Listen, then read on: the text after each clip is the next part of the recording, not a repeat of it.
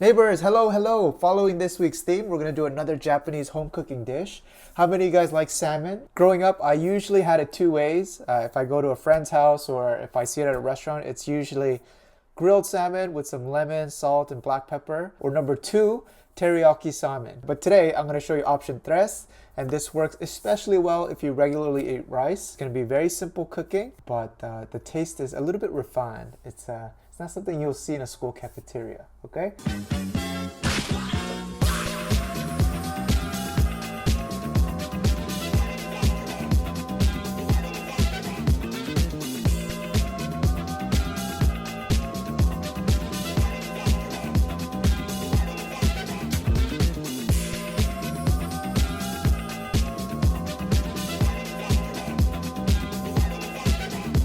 Guys, this first step is completely optional. As you stroll down the grocery mart, if you see Ponzu Sauce, get it. Saves a lot of time. But right now, I'm at home and I got nothing but time. Ponzu is like a citrusy soy sauce.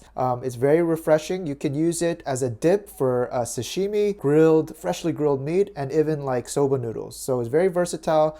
Let's start off with half a cup of soy sauce.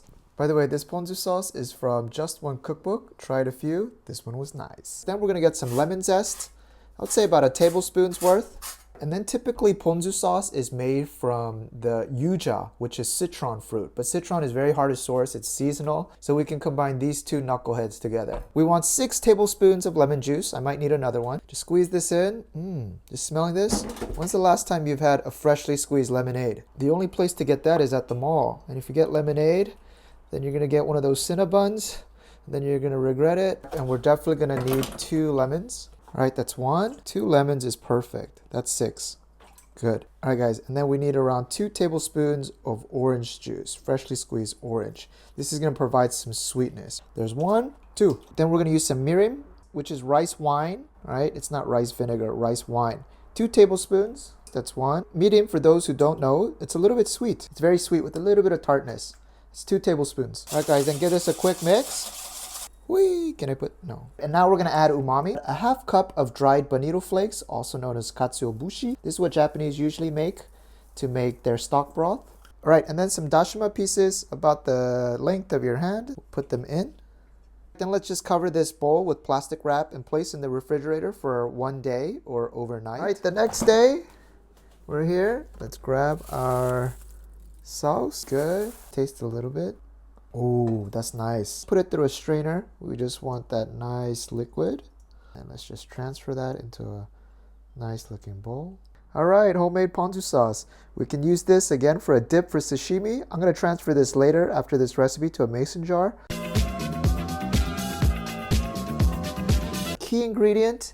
This is where we're going to get a nice flavor, is we're going to use Korean radish. You can also use Japanese Daikon, either one. These radishes, which are like usually around this size, they're filled with sweet liquid. And when you give it a little bit of heat, they turn sweeter. So that's what we're going to cook our salmon in today.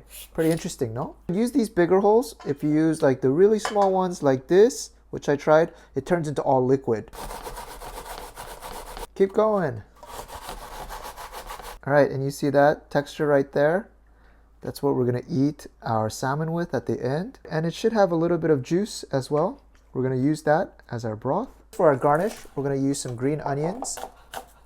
We're going to use a pot. Preferably if you have a clay pot or an earthen pot, that works very well. But if you don't, regular pot will also work. Then we have some beautiful store-bought salmon.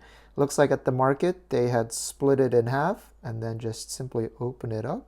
I'm going to try doing it that way. Looks nice.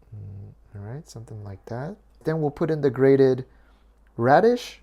Oh, that already looks so nice. Cover it up. And then you're going to still have a lot of liquid. Let's put that in. All right.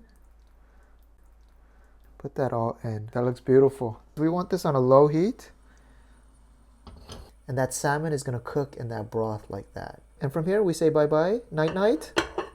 We're going to give around 5 minutes on low heat.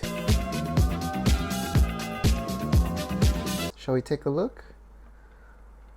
Is it going to be very pink? Wow, you can smell the combination. I think we need about a minute or 2. I see a little bit of more pinkness right here. But otherwise, it's having fun in the snow. So 2 more minutes. Up. 2 minutes is up. Let's take a look at the salmon underneath. Ooh, that's good. That's cooked perfectly. Just give this radish on the side a taste. Oh my gosh, this is amazing. All we need, green onions here. Amazing, amazing. And now remember our ponzu sauce. You just spread it over. You just give a few strokes like that. This ponzu sauce is gonna give it that citrusy lemon kick up. Oh, beautiful. And that's gonna mix in with that daikon. And that's all she wrote. Grab a little bit of salmon from the snow. Put it on some rice. Maybe get a little bit of green onion to go on top. Then you have like the perfect bite. That's amazing. The radish, it's sweet. It offers a little bit of this broth. And it's not overly fishy. That's what's amazing. Actually, I'm really digging this ponzu sauce. I'm gonna dab it like that. All right, and then go in for your second bite. Very proud of myself. This is a really good way to eat salmon. If you can find Korean radish in your neighborhood or in your Korean market, wherever, or Japanese Daikon, this is a must try, especially if you like salmon and rice. Try it out, my friends, and I just saved you like $30. Easily $35 at a Tokyo restaurant. All right, adios.